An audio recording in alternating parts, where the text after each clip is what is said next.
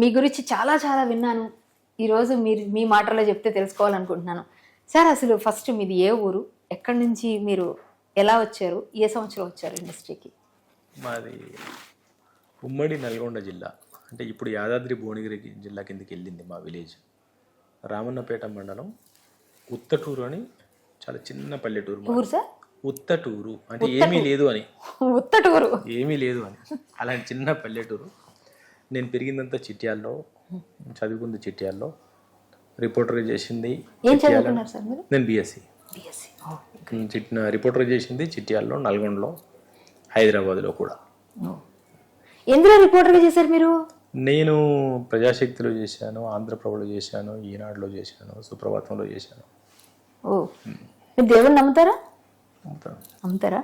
అంటే ఆటోమేటిక్గా మనం జర్నలిస్ట్ అనగానే కొంతమంది నమ్మరు, అటువైపు కొన్ని ఉన్నాయి. నేను అక్కడి నుంచే వచ్చాను, అందుకే అడిగాను. అటు నుంచే ఇటు యూటర్న్ తీసుకున్నాను. Super sir.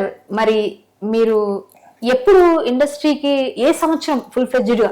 1999 మార్చి 11 మధ్యాహ్నం 2:30 డేట్ టైం అన్నీ చెప్తాను.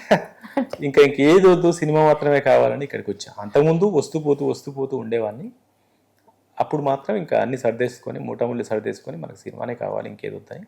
మీకు ఎలా అనిపించింది? అంటే ఏమన్నా హాంటింగ్లా ఉండేదా ఏమన్నా సంథింగ్? నాకు తెలివచ్చిన దగ్గర నుంచి సినిమా తప్ప ఇంకొక ఆలోచన లేదు. నాకు వేరే జాబ్ చేయాలని కానీ వేరేది కానీ ఏది లేదు. మొదటి నుంచి సినిమా సినిమా సినిమా. మా ఇంట్లో డోర్ తీస్తే మా ఇంట్లో 1, 2, 3, 4 బెడ్రూమ్లు, పెద్ద హాలు, ఒక వరండా, అటు కిచెన్. ఆ కిచెన్ వదిలేస్తే ఎటు చూసినా సినిమా పోస్టర్లు ఉండేది మా ఇంట్లో. మీ చిన్నప్పుడు అంటే సినిమా ఆలోచన. అందుకనే జర్నలిజం చేసింది కూడా పిఆర్ డెవలప్ చేసుకోవడం కోసం. దాని ద్వారా మనకు పరిచయం. మనం ఎక్కడో పల్లెటూరులో పుట్టాము, ఎవరో పరిచయాలు కావాలి, నలుగురిలో తిరగాలి అంటే ఇదేదో బాగుంది అనిపించింది. అలా అందులో ఫస్ట్ స్ట్రింగర్గా స్టార్ట్ అయ్యి అలా వచ్చి జర్నలిజం ద్వారానే ఇండస్ట్రీకి అడుగు పెట్టాను.